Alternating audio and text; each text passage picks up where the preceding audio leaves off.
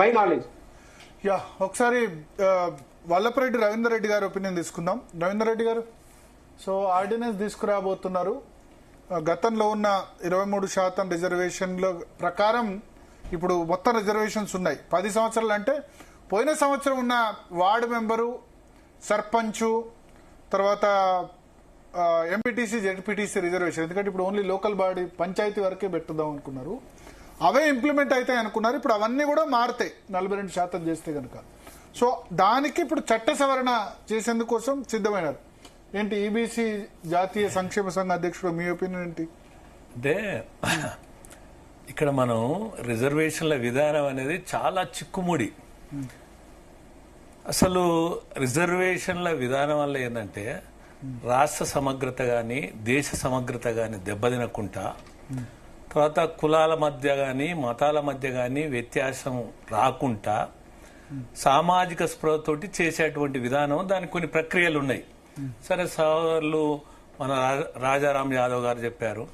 తర్వాత అదేవిధంగా పెద్దలు మన శరత్ కుమార్ కూడా చెప్పారు, డెడికేషన్ కమిషన్, ఇవన్నీ.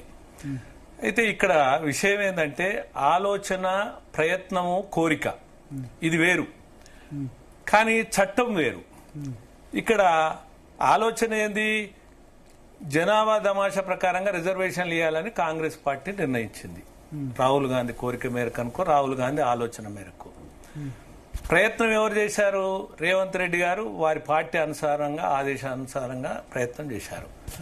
అట్లనే కోరిక కూడా ఉన్నది చేయాలని. కానీ ఇదొక భాగం అయితే చట్టం ఒక భాగం.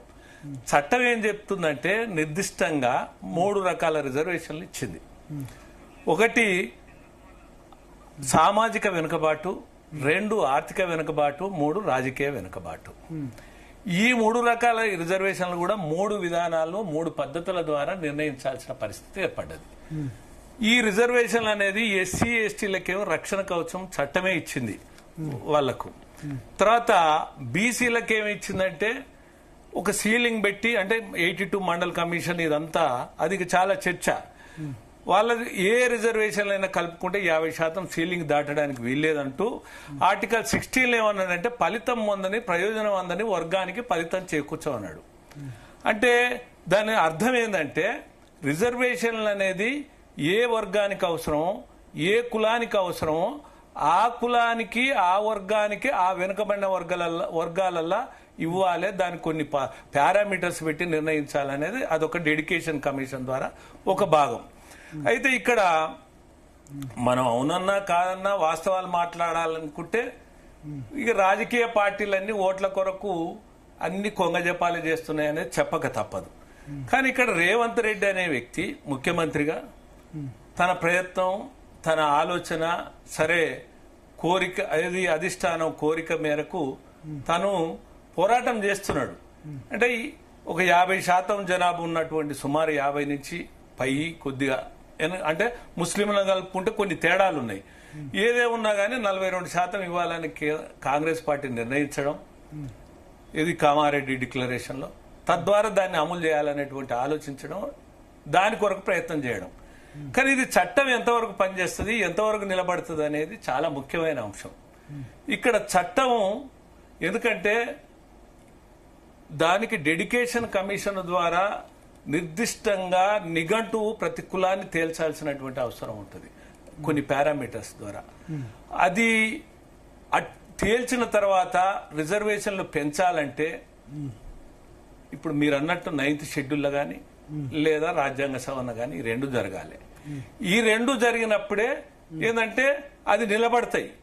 కానీ కొన్ని పరిస్థితులల్లా, సరే మీరు అన్నట్టు జియో ద్వారా కానీ ఆర్డినెన్స్ ద్వారా కానీ రాష్ట్ర ప్రభుత్వాలు ప్రయత్నాలు చేసి సరే రిజర్వేషన్ల విధానం కొనసాగించాలని చేస్తాయి. గతంలో కాంగ్రెస్ గవర్నమెంట్ కూడా 23% మీరు చెప్పిన విధంగా వాళ్ళు కూడా ఒక 34% ఇదివరకు, ఇది ఎన్టీ రామారావు గారు ఉన్నప్పుడు, తెలుగుదేశం పార్టీ ఉన్నప్పుడు 34% బీసీలకు రిజర్వేషన్లు ఇచ్చారు. ఆ విధంగా రిజర్వేషన్లు అమలు చేయాలని ఒక ప్రయత్నం చేస్తే అది కుదరలే. కానీ నేనేమంటున్నా అంటే, సరే ఇప్పుడు మనం వాళ్ళు చేసేటువంటి ప్రయత్నం, వాళ్ళు చేసేటువంటి ఆలోచన అది, కానీ అది వాళ్ళు ఆలోచన నిలబడొచ్చు, నిలబడకపోవచ్చు. ఎందుకంటే రాజ్యాంగం అనేది రిజర్వేషన్ల విధానం జనాభా ఎంతుంటే అంత అనేది రాజ్యాంగం ఒప్పుకోవడానికి. ఒకసారి రాజారాం యాదవ్ గారు ఏదో చెప్పాలనుకుంటున్నారు. ఎస్, రాజారాం యాదవ్ గారు. మా రవీంద్ర అన్న చేసే పోరాటానికి మేము సంపూర్ణ మద్దతు ప్రకటిస్తాము. ఆయన నాకు మంచి మిత్రుడు. ఎందుకంటే మేము మొదటి నుంచి కూడా అందరికి ఎవరికి ఎంత ఉంటే అంత వాటా కావాలని, అందరూ హాయిగా మనం భోజనం చేస్తే అందరూ కడుపుండా తినాలని కోరుకునే వాళ్ళము. మా రవీంద్ర అన్నకు మేము ఎప్పుడు కూడా సపోర్ట్ గా ఉంటాము. నేను చెప్పిన రవీంద్ర అన్న నువ్వు పెట్టిన మీటింగ్ కూడా నేను వస్తా అని చెప్పేసి మీరు చేసే పోరాటం సంపూర్ణ మద్దతు ప్రకటిస్తా అని చెప్పాను. చెప్తున్నాను మా అన్నకి ఒక మాట. అసలు రవీంద్రన్న కానీ రవీంద్రనాథ్తో పాటు మిగతా వాళ్ళ కానీ మిత్రులు ఏంటంటే, మేము ఈడబ్ల్యూఎస్ రిజర్వేషన్ అగ్రకుల పేదలకు 10% ఇవ్వడము మాకు ఇబ్బంది అయినా సరే జనదామాష ప్రకారం ఇస్తే మాకు ఇబ్బంది లేదని మొదటి నుంచి కూడా చెప్తున్నాం. అగ్రకులాలు ఎంత ఉంటే వాళ్ళకంత ఇవ్వాలి, బీసీలు ఎంత ఉంటే వాళ్ళకంత ఇవ్వాలి, ఎస్సీ ఎస్టీ మిత్రులు ఎంత ఉంటే వాళ్ళకంత ఇవ్వాలనేది మొదటి నుంచి కూడా మాట్లాడుతున్నటువంటి, ఇది బాబాసాహెబ్ అంబేద్కర్ ఇచ్చినటువంటి సామాజిక న్యాయ సూత్రం ప్రకారం మేము ఒప్పుకుంటాం. కానీ మా మిత్రులు ఏంటంటే రవీంద్రన్న మాట్లాడటం ఏమంటుంది దేశ సమగ్రత ఫస్ట్ మాట్లాడే నాకు బాధ. ఒకసారి లీగల్ ఒపీనియన్ తీసుకోండి. ఒక్క నిమిషం రవీందర్ రెడ్డి గారు, రాజారాం యాదవ్ గారు, ఒకసారి జస్టిస్ చంద్ర మళ్ళీ మాట్లాడదాం. ఒక్క నిమిషం జస్టిస్ చంద్రకుమార్ గారు జాయిన్ అయ్యారు మనతో పాటు ఫోన్ లైన్ లో.